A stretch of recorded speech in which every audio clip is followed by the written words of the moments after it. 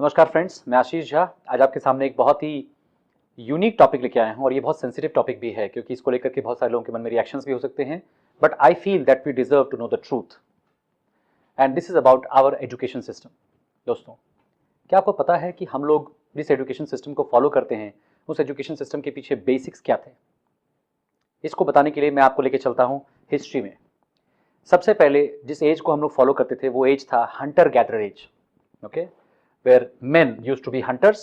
ठीक है, हमारे पास में वेपन्स होते थे, हम लोग हंट करते थे एनिमल्स को और हम लोग घर में लेकर के आते थे। एंड विमेन जो बहुत ज़्यादा ट्रैवल नहीं करती थी, they used to be gatherers.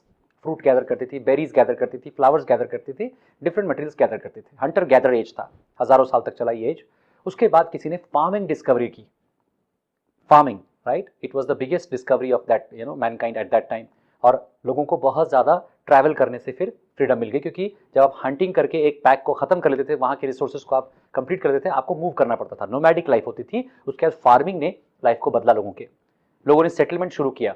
Usually जो फार्मिंग होती थी वो रिवर के किनारे, जहाँ पर अच्छी ज़मीन जो होती थी, जो उपजाऊ ज़मीन होती थी, उसके लिए फार्मिंग की जाती थी।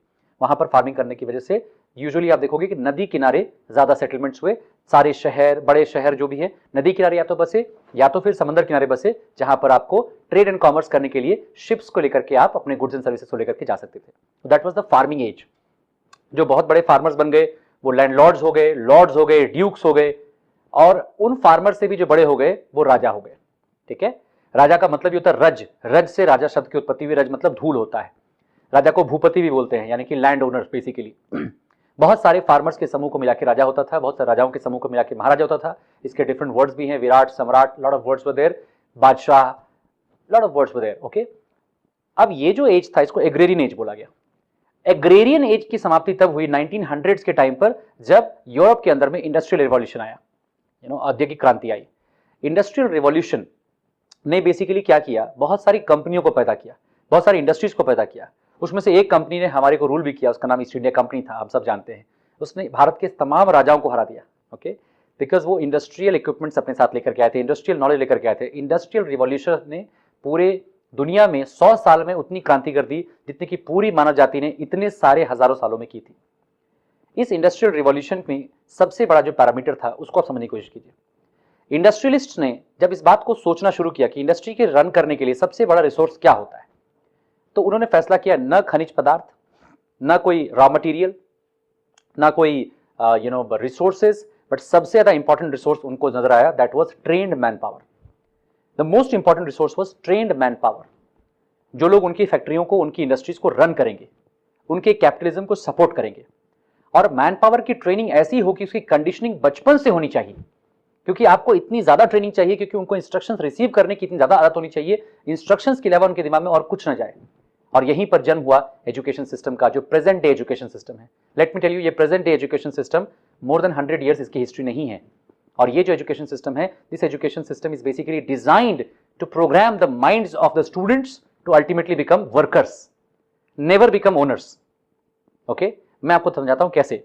बेसिकली ये इंडस्ट्रियलिस्ट्स ने गवर्नमेंट के साथ में टाई अप किया। डिफरेंट गवर्नमेंट्स को समझाया कि हमें ट्रेन मैन पावर चाहिए, हम सेटअप तब करेंगे इंडस्ट्रीज का, ये सेटअप तब कर पाएंगे, गवर्नमेंट को टैक्सेस तब दे पाएंगे जब हमारे पास ट्रेन मैन पावर होगा, जब हमारा बिजनेस होगा, बिजनेस ऑपरेशनलाइज होगा। इसीलिए गवर्नमेंट ने बहुत सारे एजुकेशन प्रोग्राम्स को स्पॉन्सर किया।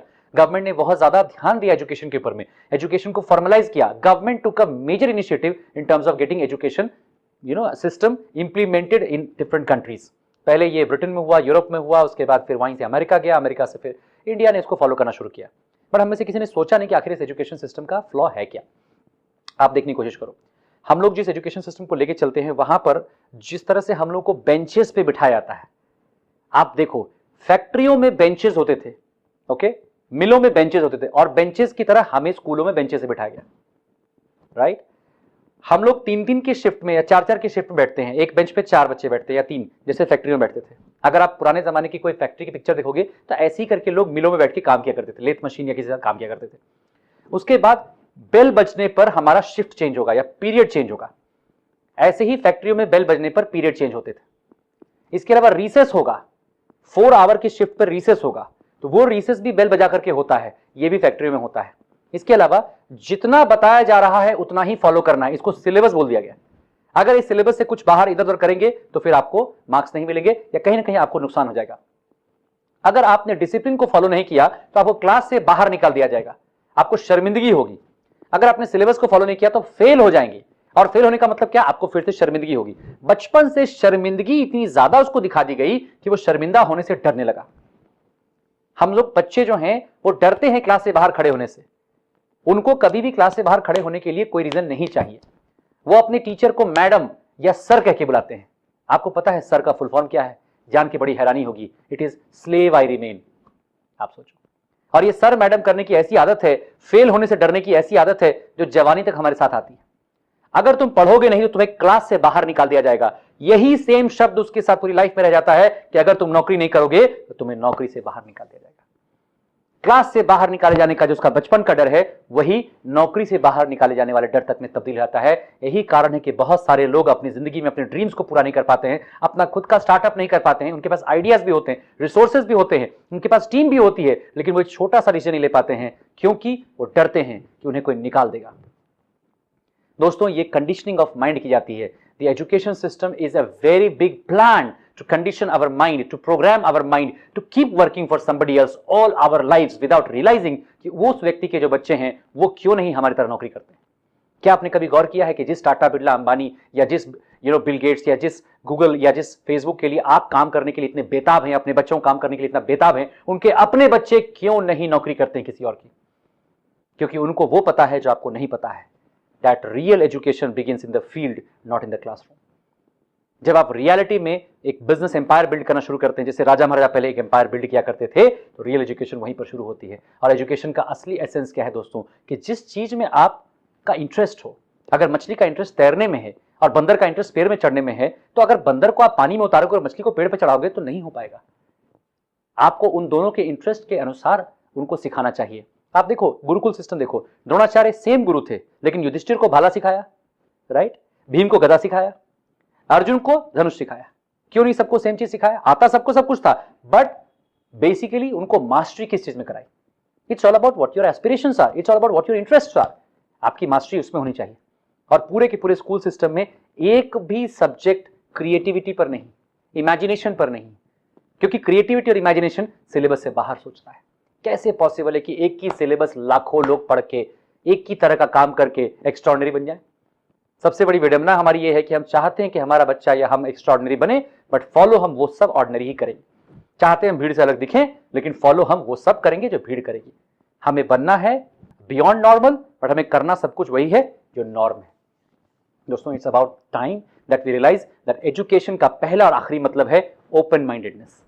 If you are not able to open your mind to new realities, to new discoveries and to new truths, which might also shatter the very faith of the foundation principles that you believe in, then probably education आपकी complete नहीं हुई है। दोस्तों, मैंने बहुत पढ़ाई लिखाई करके अल्टीमेटली इस बात की कंक्लूजन पर पहुंचा हूं कि अभी तक मैंने कुछ नहीं सीखा है। I believe in staying hungry, I believe in staying foolish, I believe in always opening my mind to new realms, और इन्हीं की वजह से मेरी लाइफ में प्रोग्रेस जो मुझे मिली है वो मिली है। It is about time that we realize that our education system should not program our minds to become slaves to anybody. It should not program our minds to all our life follow instructions from somebody else, जबकि हमारे पास अपने खुद के instructions देने की काबिलियत भी हो सकती है। It's time to rethink what your education is all about. Thank you and God bless.